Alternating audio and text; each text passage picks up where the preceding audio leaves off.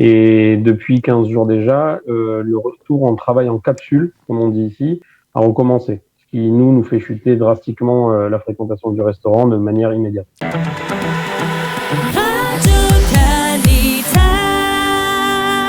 Jonathan Azoulay, bonjour, Boker Tov.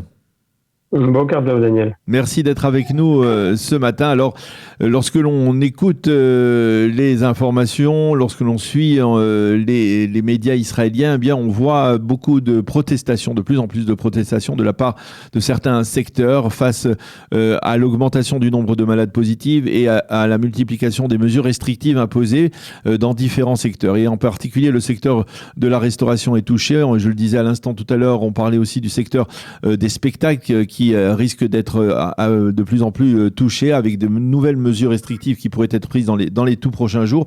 Alors, je voudrais que vous nous expliquiez, vous qui êtes propriétaire d'un restaurant à Tel Aviv, d'abord, est-ce que vous avez, vous, remarqué une baisse sensible, on va dire, de la fréquentation de votre restaurant depuis l'instauration du fameux passeport vert ? Alors, depuis l'instauration du passeport vert, nous avons constaté une baisse d'activité de 30%, généralement sur les 2 dernières semaines. 30%, c'est quand même significatif. Oui. Oui, c'est significatif, on le voit.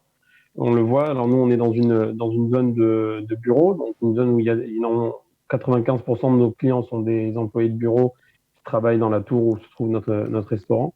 Et depuis 15 jours déjà, le retour en travail en capsule, comme on dit ici, a recommencé. Ce qui, nous fait chuter drastiquement la fréquentation du restaurant de manière immédiate. Ah oui, ça veut dire il y a 15 jours, il y a eu les restrictions qui ont fait que dans les bureaux, on travaille moins, on travaille en capsule. Certains travaillent 2 jours, d'autres 3 jours. Donc, il y a moins de gens qui viennent consommer, bien entendu. Exactement. C'est-à-dire, au lieu d'avoir 100% d'un effectif de bureau, ils réduisent l'effectif du bureau à 50%. Donc, forcément, pour nous, ça veut dire 50% de baisse dans ce bureau qui adopte les capsules. Alors, c'est pas toutes les entreprises qui les ont adoptées, mais la grande majeure partie des entreprises qui ont plus de 10 salariés se sont déjà mis en capsule depuis 15 jours. Oui. Et là-dessus, c'est rajouté le passeport vert qui a peut-être aussi eu un impact ? Alors pour nous, non. Le passeport vert n'a pas eu d'impact puisqu'on fait depuis la réouverture après la première vague, nous avons décidé jusqu'à nouvel ordre de ne faire que de la vente à emporter. Nous ne faisons plus de service sur place, donc pour nous ça ne change pas de fréquentation. Alors pour vous, ça ne change pas, mais je suppose que par exemple dans la tour où vous vous trouvez, il y a d'autres restaurants, d'autres boutiques. Quel est l'impact ? Est-ce que vous sentez que ceux qui n'ont pas réussi comme vous à vous adapter à la situation, est-ce qu'ils sont dans la difficulté ? Alors il y avait, moi où je me trouve, il y avait à peu près 10 restaurants où on était, et mon voisin d'en face m'avait dit à la fin du dernier Séguer, il m'avait dit de toute façon, je tiens grâce au Ma'anakim, donc aux subventions de l'État, aux aides mensuelles qu'ils accordaient aux restaurateurs. Il me dit le jour où ils arrêtent, je vendrai mon restaurant et je partirai, mon restaurant ne sera plus rentable. Ce qu'il a fait, 1er juillet, il a vendu son restaurant parce que les aides de l'État se sont arrêtées. Donc lui, il ne pouvait plus continuer. Donc oui, c'est vrai qu'il y a beaucoup de gens qui ont été impactés par ce qui se passe. Oui, parce qu'il faut rappeler à nos auditeurs que depuis la fin du mois de juin, il n'y a plus d'aide de l'État et que, apparemment, le ministre des Finances, Avigdor Lieberman, n'a pas l'intention de revenir à une politique d'allocation chômage, comme ça a été le cas pendant la première année de l'épidémie. C'est possible de tenir, Jonathan, sans aide du gouvernement ? Ben en fait, l'activité était tronquée puisque en fait, l'action de l'État était ce qu'on pourrait dire à l'équivalent en sport était du dopage, puisque on n'était pas sur nos capacités ou nos qualités à réussir à grandir, mais la plupart des gens tenaient grâce à ces aides, ces subventions qui dopaient leur restaurant et leur établissement et qui leur permettaient de rester à flot, voire d'être rentables. Du moment où ces aides ont disparu du jour au lendemain, ce dopage a disparu et à ce moment-là, la qualité propre du restaurant doit faire surface.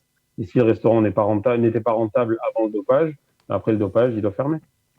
Alors, concrètement, vous, comment vous tenez le coup? Comment j'entendais des restaurateurs qui disaient on ne pourra pas tenir une quatrième vague s'il y a encore des restrictions, si on réduit, et à plus forte raison s'il y a confinement. Comment vous tenez concrètement aujourd'hui? Alors en fait, si vous voulez, nous avant le confinement, c'était un restaurant où il y avait 8 employés, des plein temps et des mi-temps. On avait un service à table, on faisait à peu près 300-350 couverts par jour. Suite au confinement, en fait, après le premier confinement, je n'ai pas cru au retour à la normale.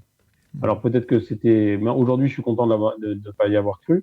Quand on m'a dit ça va rouvrir, ça y est, c'est bon, c'est fini, je n'y ai pas cru. Pour moi, tant que je voyais pas l'arrivée des touristes rentrer dans le pays, en tout cas sur Tel Aviv, où on a une économie où le tourisme fait part importante de la restauration, je me dis tant que je ne les revois pas revenir, je n'y croirais pas. Donc en fait, on a réaménagé le restaurant de manière à ce qu'on puisse avoir un personnel qui soit extrêmement réduit, c'est-à-dire 2 personnes, une personne en salle et une personne au service et une personne en cuisine. Et on a arrêté complètement de faire le service à table, c'est-à-dire qu'on ne fait que du service à emporter. Alors ça nous a permis, on a fait des aménagements pour ça. Hein, on a pratiquement enlevé l'accès au restaurant. On sert pratiquement directement sur l'extérieur du restaurant. Ça nous permet de travailler quand il y a des confinements, puisqu'on peut faire de la livraison et on peut faire de l'emporter. Et on ne fait que ça. Donc, c'est ce qui nous a permis de tenir. Ça nous a un petit peu handicapé quand on a enlevé les masques et que c'est revenu, entre guillemets, à la normale, puisque les gens voulaient manger dans des assiettes et s'asseoir, etc. Alors, on a eu un petit mois qui était un peu différent de ce qu'on voyait. On n'a pas eu la même évolution de chiffre d'affaires que les autres. Par contre, on n'a pas eu besoin de personnel ou d'aide ou quoi que ce soit pour pouvoir y arriver. Et aujourd'hui, même si notre restaurant est réduit à 30% de son activité, on sera quand même une entreprise rentable. Donc c'était un peu notre avantage et c'est comme ça que nous on a réussi à tenir la crise et j'espère on continuera quoi. Mais vous comprenez la protestation de vos collègues, de ceux qui sont des restaurateurs, qui sont exprimés ces derniers jours, ou même dans des responsables de salles, de fêtes, du spectacle, etc. Vous pouvez imaginer la situation dans laquelle ils se trouvent. En fait, on partage les mêmes fournisseurs, puisque même si je fais de la vente à emporter, aujourd'hui, j'ai les mêmes fournisseurs que ceux qui font de la vente sur place. Mes fournisseurs me disent clairement qu'ils voient les restaurants fermés pour 2 facteurs. Le premier facteur, un facteur économique, et le deuxième facteur, un facteur humain. C'est-à-dire notre secteur souffre d'une pénurie d'employés. Les gens n'arrivent pas à trouver du personnel parce que forcément, au bout d'un an et demi, presque 2 ans un an et demi d'épidémie, les gens qui travaillent dans notre secteur, et pour la plupart, tout ce qui était au service et qui travaillaient avec des salaires au pourboire, etc., n'ont pas trouvé leur compte dans le chômage partiel ou le chômage technique et ont dû changer de branche d'activité. Donc aujourd'hui, ces gens-là ne sont plus disponibles pour travailler et ont une autre carrière. Donc les gens se retrouvent seuls dans leur restaurant à devoir avoir des rentabilités, des seuils de rentabilité qui sont assez hauts, mais ils ne peuvent pas les atteindre puisqu'ils n'ont pas suffisamment de mains pour pouvoir servir tous leurs clients. Mmh. Et ça, vous pensez que on va dire, c'est une plaie qui va frapper le secteur de la restauration pendant de longues années? Mais écoutez, moi je suis désolé d'être pessimiste, mais je vois pas comment on va pouvoir retravailler normalement tant que l'économie ne revient pas normale, tant que le comportement des gens n'est pas normal. Je pense que notre secteur va devoir s'adapter et que notre secteur va devoir changer tant que l'épidémie n'est pas finie. Parce que j'ai même vu, en fait, si vous voulez, dès qu'on a enlevé les masques, qu'on a repris à la normale, oui. Il y a quand même un traumatisme des gens de s'asseoir à proximité d'autres personnes. Il y a beaucoup de personnes qui ne veulent pas manger à côté d'autres personnes sans masque. Il y a des gens qui gardent ce traumatisme du masque, ce traumatisme des gestes barrières, ce traumatisme des distances de sécurité avec les gens. Et notre secteur à nous, on ne peut pas manger avec un masque et on ne peut pas avoir dans tous les restaurants 2 mètres d'écart entre chaque table.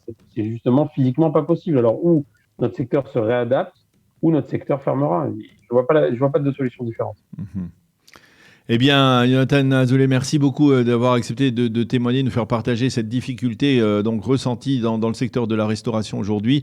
Merci beaucoup, on vous souhaite bonne chance et tenez le coup, bonne continuation. Merci beaucoup. Je rappelle que vous êtes le propriétaire du restaurant Tartine à Tel Aviv. Merci encore une fois. Merci pour votre invitation, Shana Tova. Shana Tova.